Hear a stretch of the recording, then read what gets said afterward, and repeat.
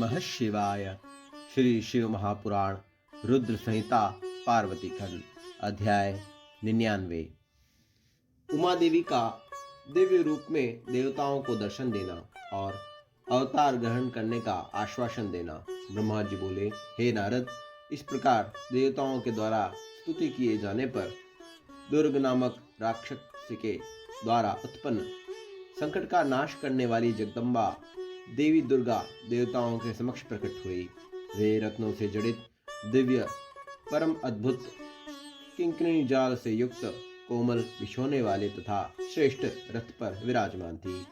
करोड़ों सूर्यों के भी अधिक प्रभायुक्त रम्य अंगों में भासित अपनी तेजो राशि के बीच विराजमान सुंदर रूप वाली अनुपम छवि से संपन्न अतुलनीय महामाया सदाशिव के साथ विलास करने वाली त्रिगुणात्मिका गुणों से रहित नित्या शिवलोक में निवास करने वाली त्रिदेव जननी चंडी शिवा सभी कष्टों का नाश करने वाली सबकी माता महानिद्रा सभी स्वजनों भक्तों को मोक्ष प्रदान करने वाली उन भगवती शिवा को तेजो राशि की प्रभा से रूप में देवताओं ने देखा, किंतु उनके प्रत्यक्ष दर्शन की अभिलाषा वाले देवताओं ने पुनः उनकी स्तुति की। इसके बाद भगवती के दर्शन के अभिलाषी देवगण उन जगदम्बा की कृपा प्राप्त करके ही उनका प्रत्यक्ष दर्शन कर सके। देवी के दर्शन से सभी देवगणों को महान आनंद प्राप्त हुआ। उन्होंने उनको प्रणाम किया और वे विशेष रूप से उनकी स्तुति करने लगे। देवता बोले, हे शिवे, हे शिवाणी, हे कल्याणी, हे जगदम्बा, हे महेश्वरी, हम सभी देवता सबके दुखों का नाश करने वाली आपकी सदा प्रणाम करते हैं, आपको सदा प्रणाम करते हैं। हे देवेशी, वेद एवं शास्त्र भी आपको पूर्ण रूप से नहीं जानते। हे शिवे, आपका ध्यान एवं महिमा वाणी एवं मन से अगोचर है। श्रुति भी चकित होकर सदा अदत व्यावृत्ति से नेति नेति करते हुए आपका वर्णन करती है, तो फिर दूसरी बात ही क्या। हे शिवे, भक्ति से आपकी कृपा प्राप्त करके बहुत से भक्त आपकी महिमा को जानते हैं। आपके शरणागत भक्तों को कहीं भी भय नहीं होता है। हे अंबिके, हम सब आपके दास हैं, अतः अब आप प्रेम युक्त होकर हमारी प्रार्थना सुने। हे देवी, हम लोग आपकी महिमा का थोड़ा सा वर्णन करते हैं। पहले दक्ष की पुत्री होकर शिवजी की प्रिया बनी थी। आपने उस समय ब्रह्मा तथा अन्य लोगों के महान दुख को दूर किया था। आपने अपने पिता से अनादर प्राप्त कर अपनी प्रतिज्ञा के अनुसार अपने शरीर का त्याग किया और आप अपने धाम को चली गई थी। इसके कारण महादेव जी ने दुख पाया था। किंतु हे महेश्वरी, हे देवताओं का कार्य करने वाली माँ, देवताओं का यह कार्य पूरा नहीं हुआ, किंतु हम समस्त देवता एवं निजगण आपकी शरण में आए हुए हैं। हे महेशानी, आप देवताओं के मनोरथ को पूर्ण कीजिए, जिससे हे शिवे, सनत कुमार का कहा हुआ वचन सफल हो।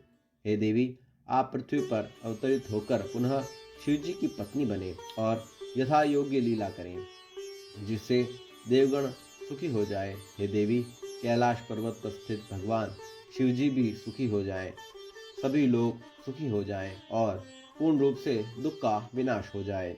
ब्रह्मा जी बोले, हे नारद, विष्णु आदि सब देवता यह कहकर प्रेम से मग्न हो गए और वे भक्तिपूर्वक विनम्रता से सिर झुकाए मौन खड़े हो गए। शिवा भी देवताओं की स्तुति सुनकर प्रसन्न हो गई। अपनी स्तुति के कारण विचार कर तथा प्रभु शिवजी का स्मरण कर भक्तवत्सला तथा दया में उमा देवी विष्णु आदि उन देवताओं को संबोधित कर हंसकर कहने लगी। उमा बोली, हे हरे, हे विधे, हे देवताओं, हे मुनिगण, अब आप सभी लोग दुख रहित हो जाइए और मेरी बात सुनिए। मैं आप लोगों पर प्रसन्न हूँ, इसमें संदेह नहीं है। मेरा चरित्र त्रिलोक को सर्वत्र सुख प्रदान करने वाला है। दक्ष आदि को जो मोह उत्पन्न हुआ वह सब मेरे द्वारा ही किया गया था। मैं पृथ्वी पर पूर्ण अवतार ग्रहण करूंगी, जिसमें संदेह नहीं है। जिसमें बहुत से हेतु है, उन्हें मैं आदरपूर्वक कह रही हूँ। हे देवताओं, पूर्व समय में हिमाचल और मैना ने बड़े भक्ति भाव से मुझ सती शरीर धारणी की माता पिता के समान सेवा की थी। इस समय भी वे नित्य प्रति मेरी भक्ति पूर्वक सेवा कर रहे हैं और मैना विशेषकर अपनी पुत्री रूप में सेवा करती है, इसमें संदेह नहीं है। अतः रुद्र तथा आप लोग अपने अपने धाम को जाएं। मैं हिमालय के घर अवतार लूंगी, इसमें सभी लोगों का दुख दूर हो जाएगा। आप सब लोग अपने अपने घर जाइए और चिरकाल तक सुखी रहें। मैं मैना की पुत्री के रूप में अवतार लेकर सभी को सुख प्रदान करूंगी। यह मेरा अत्यंत गुप्त मत है कि मैं शिवजी की पत्नी बनूंगी। भगवान शिव की लीला अद्भुत है, वह ज्ञानियों को भी मोह में डालने वाली है।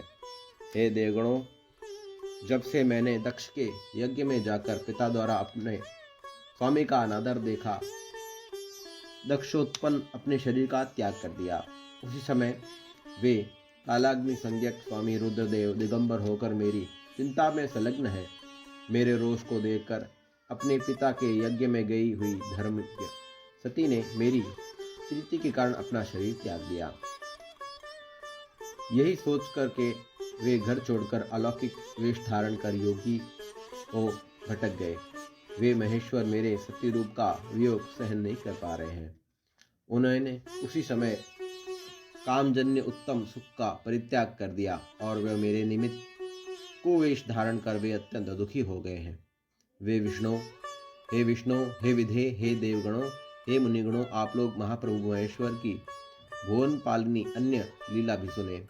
ज्ञानी होते हुए भी वह विरह में व्याकुल होकर मेरी अस्थियों की माला बनाकर धारण किए रहते हैं, फिर भी उन्हें कहीं भी शांति नहीं मिलती है।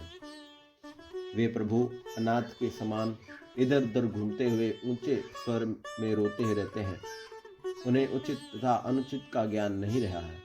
इस प्रकार वे प्रभु सदाशिव कामनियों की गति दिखाते हुए लीला करते फिरते हैं और कामुक की भांति विराकुल वाणी में बोलते रहते हैं। वे शिव स्तुत, निर्विकार तथा दीनता से रहित अजित परमेश्वर, परिपूर्ण स्वामी, मायाधीश तथा सबके अधिपति हैं। वे तो लोक अनुसरण कर ही लीला करते हैं, अन्यथा उन्हें मोह तथा काम से प्रयोजन ही क्या है। वे प्रभु न तो किसी के विकार से तथा माया से लिप्त रहने वाले हैं। वे सर्वव्यापी रुद्र मेरे साथ विवाह करने की प्रबल इच्छा रखते हैं। अतः हे देवगणों, मैं पृथ्वी पर मैना हिमाचल के घर में अवतार ग्रहण करूंगी। मैं रुद्र के संतोष के लिए अलौकिक गति का आश्रय लेकर हिमालय पत्नी मैना में अवतार ग्रहण करूंगी। कठोर तपस्या करके रुद्र की भक्ति तथा प्रिया होकर मैं देवताओं का कार्य करूंगी। यह सत्य है, इसमें संदेह नहीं है। आप सभी लोग अपने घर जाइए और रुद्र का भजन कीजिए। उन्हीं की कृपा से समस्त दुख दूर हो जाएगा, इसमें संदेह नहीं है। उन कृपालु की कृपा से सर्वदा मंगल हुई होगा और मैं उनकी प्रिया होने के कारण त्रिलोक में वंदनीय हो और पूजनीय हो जाऊंगी। ब्रह्मा जी बोले, हे तात, इस प्रकार कहकर वे जगदम्बा देवताओं के देखते देखकर अंत्य ध्यान हो गई और शीघ्रता से अपने लोक को चली गई। तदनंतर विष्णु आदि समस्त देवता और मुनिगण अत्यंत प्रसन्न होकर उस दिशा में प्रणाम कर अपने अपने स्थान को चले गए। हे मुनीश्वर, इस प्रकार मैंने दुर्गा के उत्तम चरित्र का आपसे वर्णन किया, जो सर्वथा मनुष्यों को सुख, भोग तथा मोक्ष देने वाला है। जो एकाग्र होकर इस चरित्र का नित्य स्मरण करता है, सुनता है अथवा सुनाता है, पढ़ता अथवा पढ़ाता है, वह सभी कामनाओं को प्राप्त कर लेता है। ओम नमः शिवाय। श्री शिव महापुराण रुद्र संहिता पार्वती खंड अध्याय 99 समाप्त हुआ।